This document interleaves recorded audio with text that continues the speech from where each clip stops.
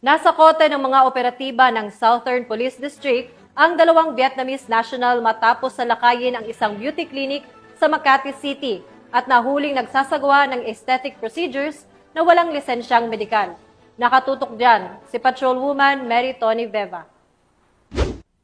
Inaresto ng mga operatiba ng District Special Operation Unit ng Southern Police District ang dalawang Vietnamese nationals matapos maaktuhang nagsasagawa ng aesthetic procedures gaya ng Botox at dermal fillers sa loob ng isang beauty clinic sa Barangay Poblacion, Makati City nang walang kaukulang lisensya para mag-practice ng medisina dito sa bansa.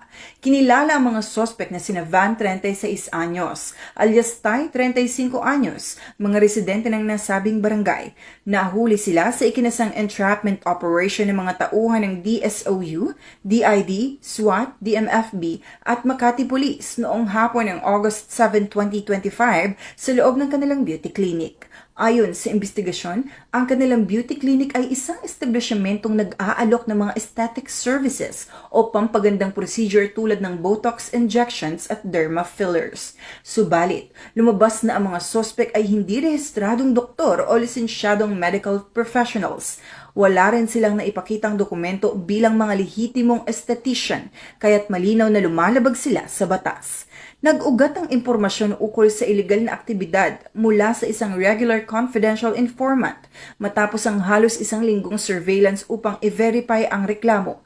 Agad na nagsagawa ng entrapment operation kung saan isang pulis ang nagpanggap bilang pasyente upang mahuli ang mga suspect sa aktong pagsasagawa ng mga procedures. Sa isinagawang operasyon, narecover mula sa klinika ang iba't ibang kahon ng Botulax at Botox, mesotherapy solutions, fillers, hilinggilya, microcannula needles, anesthesia, surgical tools, mga official receipt, client forms, sales invoices, ID ng mga suspect at pera mula sa buy-bust operation.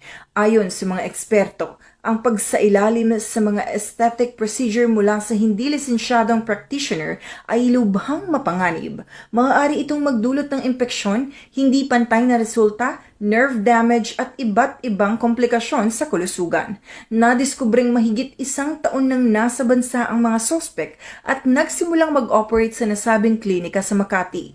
Sila ngayon ay nahaharap sa kasong paglabag sa Republic Act 2382 o ang The Medical Act of 1959 na inambendahan ng RA 4224 o Illegal Practice of Medicine. Dumaan na sa inquest proceedings ang mga sospek at nakipag-ugnayan na rin ang SPD sa Bureau of Immigration para alamin ang legal status ng kanilang pananatili sa bansa at posibilidad na deportasyon. Nagpaalala naman si Police Brigadier General Randy E. Arceo, Acting District Director ng SPD, sa publiko na maging mapanuri sa mga serbisyong medikal at siguraduhin ito ay isinasagawa lamang ng mga lisensyado at kwalipikadong doktor. Yun sa ating pag-uusap sa mga doktor, meron naman tayong doktor sa PNP, at napakadelikado, no? Especially kung hindi license at pwedeng kakasira nung may katawan. No? Halimbawa po katulad, instead na gumanda, baka lalong papasama at baka kamatay pa. No? May mga insidente na rin tayo na naririnig na instead na mas na-enhance yung kanilang sarili ay mas lalong hindi magandang resulta.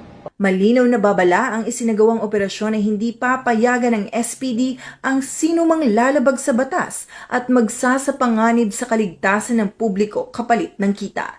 Tiniyak niyang mananatiling nakatutok ang SPD at aktibong nakikipagtulungan sa komunidad upang mapanatiling ligtas ang mamamayan. Mula dito sa Southern Police District, ako ang inyong PNN correspondent, Patrolwoman Mary Tony Veva, alagad ng batas, tagataguyod ng Balitang Pulis.